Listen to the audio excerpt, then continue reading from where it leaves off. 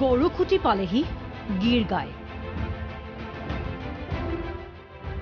108জনী উন্নত জাতৰ গৰুৰে ভৰিল গৰুখুটি কৃষি প্ৰকল্প। গুজৰাটৰ পৰা ৰেল যোগে অনা হল গীৰ গাই। মাংগলিক কৰ্মৰে গৰুখুটি কৃষি প্ৰকল্পলৈ আদৰা হল 108জনী গীৰ গাই। গীৰ গাইসমূহ গৰুখুটি কৃষি প্ৰকল্পস্থলী পোৱাৰ লগে লগে নিয়োজিত সকলোৰে মুখত বিৰিঙিল হাঁহি। আশানুৰূপ ধৰণেৰে আগবাঢ়িছে গৰুখুটি প্ৰকল্পৰ কাম। বহুমুখী কৃষি প্ৰকল্পটোৰ ইতিমধ্যে সম্পূৰ্ণ হৈছে বিজ্ঞানসন্মত গৌশালাৰ নিৰ্মাণ। তাৰ লগে লগে বৃহস্পতিবাৰে গুজৰাটৰ পৰা আহি পালে গীৰ গাই। ৰেল যোগে ৰঙিয়ালৈ অনাৰ পিছতে ট্ৰাকেৰে পোনে পোনে গৰুখুটি প্ৰকল্পলৈ অনা হয় গৰুখিনি।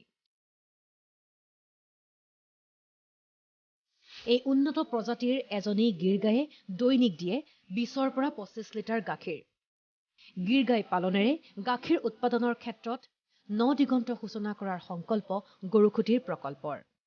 গীৰ গাই প্ৰতিপালনৰ বাবে প্ৰকল্পত নিয়োজিত 15জন যুৱকে ইতিমধ্যে গুজৰাটত গৈ সম্পূৰ্ণ কৰিছে যাৱতীয় প্ৰশিক্ষণ।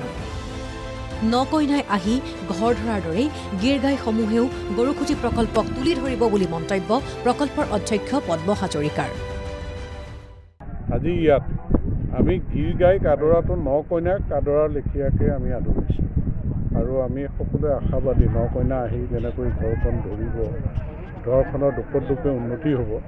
আমি এই গীৰ গাইৰ পৰা গাখীৰ উৎপাদন কৰি আমাৰ ল'ৰা ছোৱালী যাতে স্বনিৰ্ভৰশীল হ'ব পাৰে তাৰ এই সপোন বাস্তৱত ৰূপায়িত হ'ব বুলি আজিৰ দিনটোত আমাৰ অনুভৱ তেনেকুৱা হয়। গৰুখুটিলৈ অনা গীৰ গাইসমূহৰ অধিকাংশই গাভিনী। ভাল খবৰ যে গুজৰাটৰ পৰা অসমলৈ অহাৰ বাটতে জগিল 3টাকৈ পোৱালি। ফলত শীঘ্ৰেই গৰুখুটিত গাখীৰ উৎপাদন আৰম্ভ হোৱাক লৈ উৎসাহী পদ্ম হাজৰিকা। বাটতে পোৱালিও জন্ম হৈছে, এইটো আমাৰ কাৰণে অতি সুখৰ খবৰ যে আমি 108ৰ লগত 111 হৈ গ'ল। গতিকে আৰু হ'ব যে গীৰ গাই যিখিনি আহিছে প্ৰেগনেণ্ট আৰু এইখিনিৰ পৰা আমি পোৱালিটো তেনেকৈ পামেই। আৰু আমি মুখ্যমন্ত্ৰী ডাঙৰে উন্মোচন কৰাৰ পিছতে সেই পৰিৱেশটোৱে ইয়াত বেলেগ হ'ব।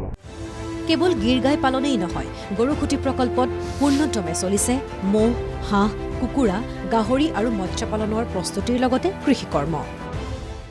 ইয়াতে হাঁহ, কুকুৰা, ছাগলী, পাৰলৈকে এই জেগাটোত অৰ্থাৎ মাছ, মাংস, গাখীৰ এই 700 বিঘামান যিটো মাটি আছে এই এৰিয়াটোত ডাঙৰকৈ আমি ফিচাৰীও কৰিছোঁ।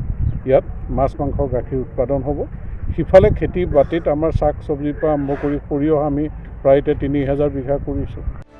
গৰুখুটি প্ৰকল্পৰ কৰ্মীয়ে সাজি উলিওৱা বিশাল গৌশালাটো শনিবাৰে আনুষ্ঠানিকভাৱে উদ্বোধন কৰিব মুখ্যমন্ত্ৰীয়ে। তাৰ পিছতেই এই গীৰ গাইসমূহৰ স্থায়ী ঠিকনা হ'ব সুবিশাল এই গৌশালাটো। ৰঙিয়াৰ পৰা নয়নজ্যোতি কলিতা আৰু চিপাঝাৰৰ পৰা ৰঞ্জন শইকীয়াৰ ৰিপৰ্ট NK TV।